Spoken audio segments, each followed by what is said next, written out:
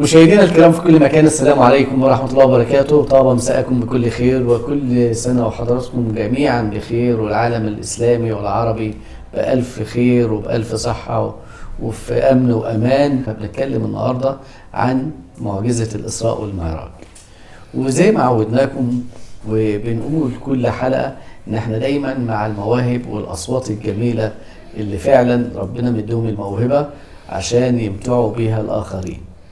معانا دلوقتي ضيفنا وضيفكم الشيخ أحمد سعيد باشا، من الأصوات اللي فعلا تفاجأنا بيها، وإن شاء الله هتسمعوه وتتمتعوا بقراءاته. وخلونا الأول أرحب بيه بعد الترحيب بحضراتكم.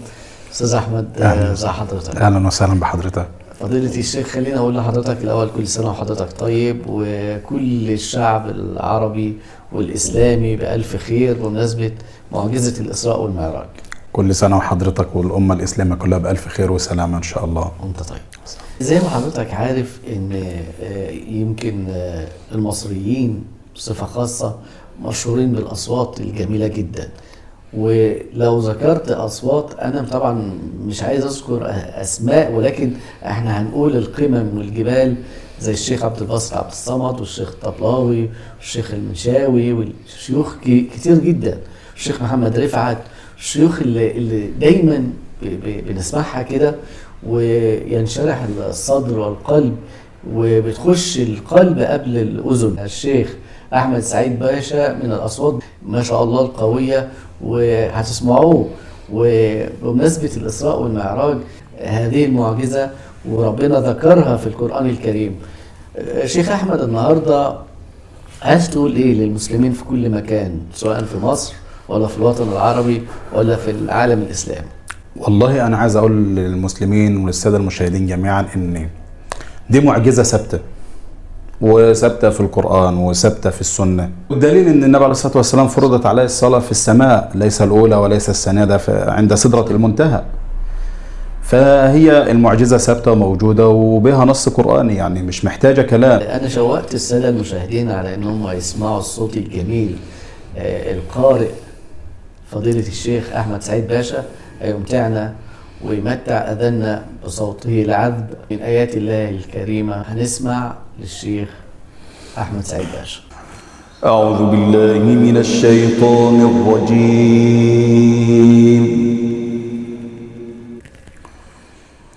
بسم الله الرحمن الرحيم.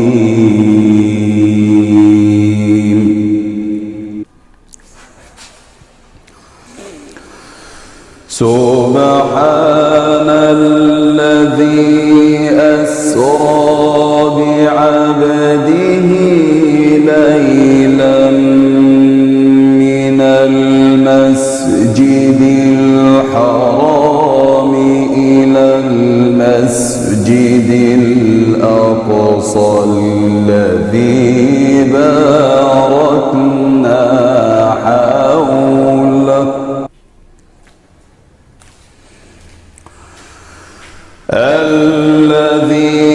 باركنا حوله لنريه من آياتنا إنه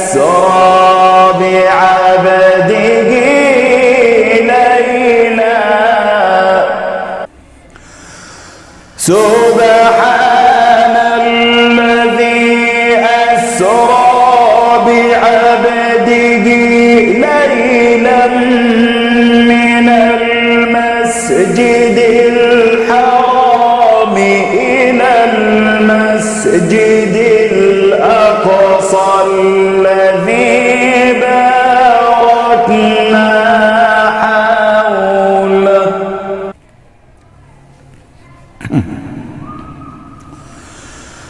الذي باركنا حوله لنريه من آياتنا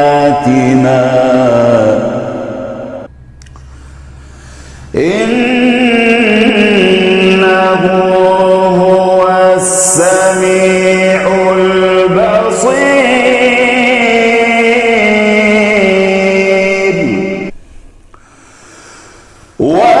وآتينا موسى الكتاب وجعلناه هدى لبني إسرائيل ألا تتخذوا من دوني وكيلا ذرية من حملنا مع نوح إنه كان عبدا شكورا صدق الله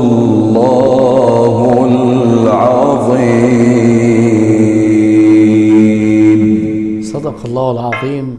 ما شاء الله تبارك الله لا قوة إلا بالله. أحسنت يا أستاذ أحمد حبيب الله يكرمك، الله يخليك يا جد رب. ما شاء الله ما شاء الله الله يبارك عليك لك، الله يعني. يخليك يا رب. هو عموما يا استاذ محمد يعني القرآن قرأ في مصر. عندنا المدارس القديمة اللي هي الشيخ عبد الباسط، الشيخ مصطفى، دي مدارس يعني احنا نبص ونتعلم والعالم كله معانا. ما شاء الله. والله انا يعني في قارئ اذاعي شهير من عندنا من كفر الشيخ اسمه القارئ احمد عوض ابو فيوط، نقيب قراء كفر الشيخ. الراجل دهوت انا يعني بتأثر بيه ما شاء الله. وبستمتع بيه، يعني هو قدوتي في الاداء بصراحة يعني. تحياتنا لفضيلة الشيخ طبعا. حبيبي الله يكرمك. مين بيعجبك من المقرئين القدامى ومين من المقرئين في العصر الحديث يعني؟ والله حضرتك بالنسبه للمقرئين القدامى يعني انا لست اهل ان انا اعلق عليهم بصراحه، لان هم الناس دولت يعني سفينتهم ابحرت وستبحر الى ان تقوم الساعه. ما شاء الله. وستبحر الى ان تقوم الساعه يعني. لهم بصماتهم على العالم الاسلامي في كل مكان يعني. بالنسبه للقراء الحاليين يعني في الشيخ احمد زي ما قلت عليه لحضرتك، وفي الشيخ اللي انا قرات عليه الشيخ مختار محمد قاقه من عندنا من مطوبس. الراجل ده هوت يعني للاسف مش كل الناس بتاخد فرصتها في الحياه. بس ده لو هتعدد 10 على مستوى العالم كله ما شاء الله متقنين في قراءة القرآن، ده هيجي الثاني أو الثالث ما شاء الله بسم الله ما شاء الله يعني. بس هي الدنيا كده ما شاء الله. معظم المصريين في شهر رمضان بالنسبة للأذان لو سألت صغير أو كبير هيقول لك الشيخ محمد رفعت. طبعا. رمضان يعني احنا ما بنستمتعش برمضان وقد ايه كده صلاة المغرب والشيخ محمد رفعت بيأذن، تحس كده ان يعني روحانيات رمضان. والشيخ النقشبندي من العلامات الكبيرة طبعا برضو كمنشد ومقرئ.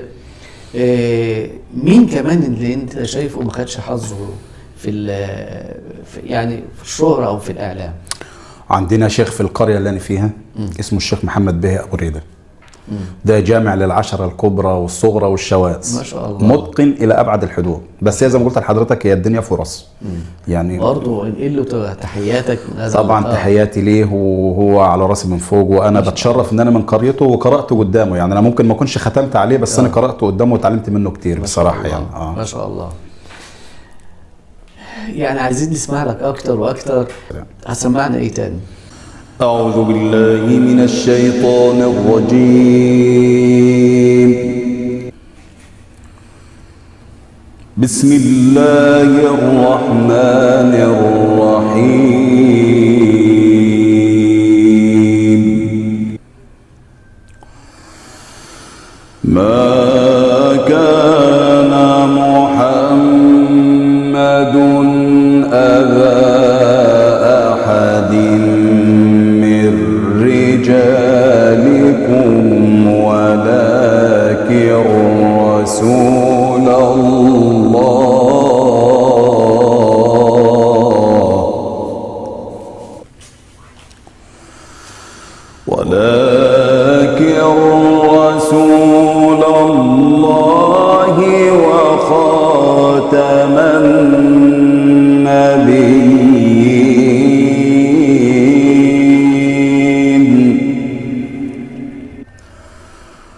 وكان الله بكل شيء عليما.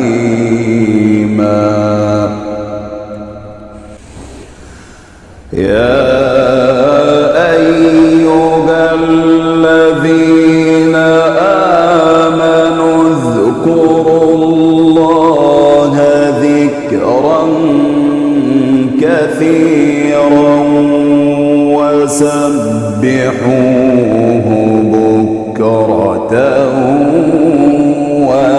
وأصيلا.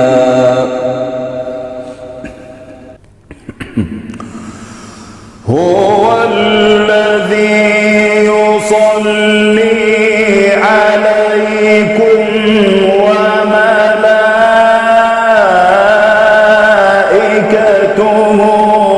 ليخرجكم من الظلمات إلى النور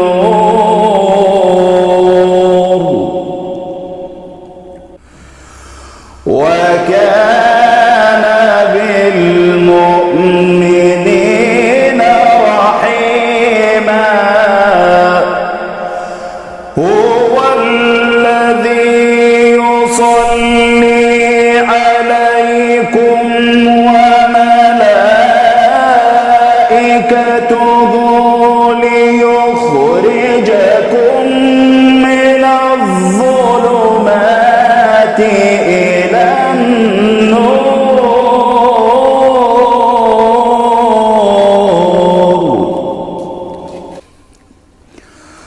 وكان بالمؤمنين رحيما.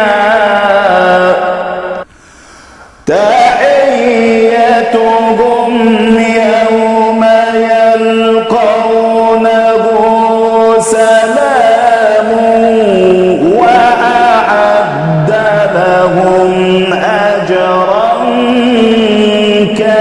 كريما.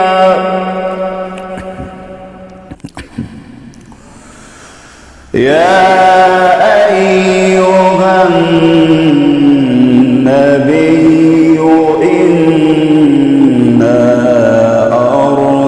أرسلناك شاهدا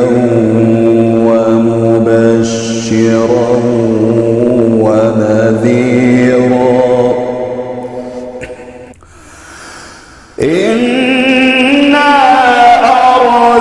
أرسلناك شاهدا ومبشرا ونذيرا وداعيا إلى الله بإذنه وسراجا منيرا. وبشر المؤمنين بأن لهم من الله فضلا كبيرا. ولا تطع الكافرين والمنافقين ودع أذاهم وتوكل على الله وكفى بالله وكيلا. ولا تطع الكافرين والمنافقين ودع أذاهم وتوكل على الله وتوكل على الله وكفى بالله وكيلا. صدق الله العظيم. ما شاء الله. شيخ احمد، احنا مش عايزين اللقاء ينتهي، ولكن انت عارف يعني وقت الفقرة عندنا قد انتهى، ولكن قبل ما ننهي اللقاء عايز اقول لحضرتك الشيخ احمد سعيد باشا لما يستجم كده ويحب يسمع لحد بيشغل لمين؟ الشيخ محمد محمود الطبلاوي، والشيخ عبد الباسط عبد الصمد، والشيخ احمد ابو فضل زي ما قلت لحضرتك عليه، والشيخ اسامه جلال عامر. ما شاء الله. في صور كده معينه بتحب تسمعها من شيوخ معينه في قراءاتهم. ايه يعني مثلا ايه سوره مريم بتحب تسمعها من الشيخ سيد متولي عبد العال. بما اننا سوره الاسراء والمعراج بتسمعها لمين او من مين؟ والله انا بحب اسمعها من الشيخ عبد الباسط عبد الصمد. الجزئيه دي بالذات بحب اسمعها من الشيخ عبد الباسط عبد الصمد، لانك فعلا بتعيش معاها يعني. وسوره الكهف؟ لا، سوره الكهف من ناس كتير، بس انا حبيتها من الشيخ احمد عاطف فيوض. تمام. سوره يوسف؟ من الشيخ سيد سعيد طبعا. الى ان تقوم الساعه ديت. ما شاء الله. اكيد انت برضو ليك محبين وبيسمعوا لك، يعني لو حد قال لك متعنا بتلاقي نفسك في انه صوره من الصور، لان الصور كلها ما شاء الله القران الكريم كله، بس في حاجات كده معينه بيبقى فيها الجلاله واخداك كده. والله حضرتك هي المواضع القصصيه كلها بتيجي يعني عندك دايما اقول لك سوره يوسف، سوره مريم، القصص، يعني المواضع اللي بتحتوي على قصه. وكل ما بقيت انت يعني ايه الحاجه اللي الناس متعوده عليها بتسمعها على طول، كل الناس بتندمج معاك اكتر. الشباب اللي بيشوفنا اللي بيحب يقرأ القرآن تنصحه بإيه؟ يراعي ربنا في القرآن اللي بيقراه، ويحاول يتخلق بأخلاق القرآن، ويحاول انه يكون بعيد عن الرياء والسمعة، يعني حاجة فعلا لوجه الله مش لحاجة تانية. بس في النهاية بشكر حضرتك واستمتعنا بالقراءات الجميلة، وإن شاء الله نلتقي برضو في لقاءات أخرى. حبيبي ربنا يخليك. أنا شخصيا بنقل لك تحياتي وتحيات أسرة البرنامج، ولكل أهل بلدك اللي بيحبوك فعلا والناس اللي بتحبك تحياتي، والشكر موصول لحضراتكم مشاهدينا الكرام في كل مكان. بنشكر الشيخ أحمد سعيد باشا. حبيبي تحت أمرك. بقول لك إن شاء الله ربنا يجازيك خير. اللهم آمين يا رب. عن ما قرأته